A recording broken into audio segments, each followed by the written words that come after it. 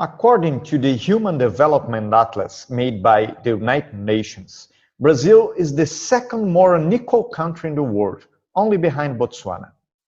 In Brazil, the richer 10% have an income that is 17 times greater than the bottom 40% of the population.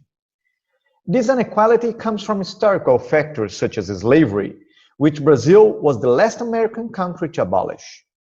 During its development process, Brazil made few attempts to change the great social and regional inequalities, avoiding reforms that cause any real impact on the structure of wealth.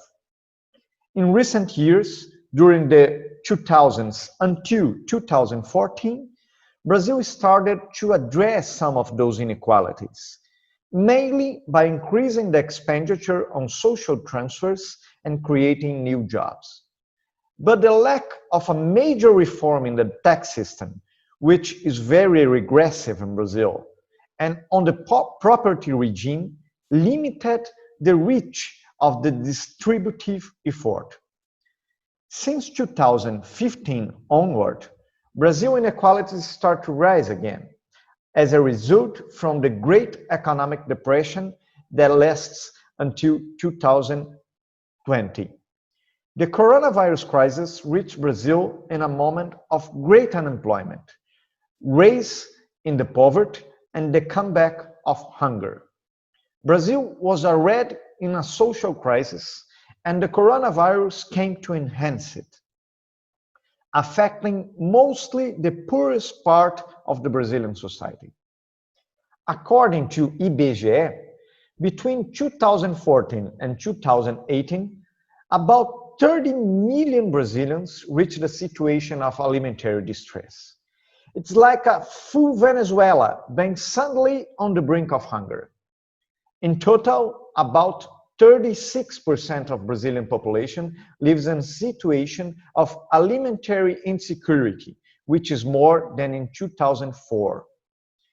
It was clear since the beginning of the pandemic that Brazil would have a hard time controlling the virus, since the housing and sanitary conditions of most of the population is precarious.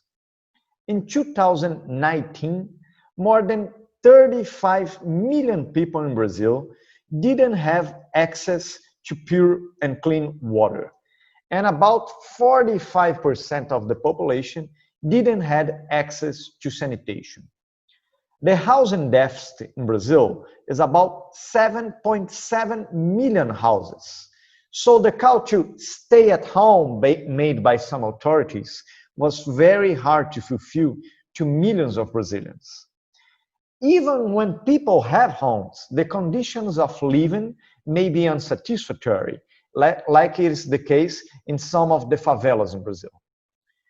The unemployment, the poverty, the hunger, the lack of access to water and sanitation, and the lack of proper housing, if any housing at all, are all elements to keep in mind when assessing the social impact of the coronavirus. The lethality rate among Black people, poor, and people without scholarization is about 4 times higher than among white people with scholarization. The same phenomenon can be seen around the world, with poor people suffering more with the virus.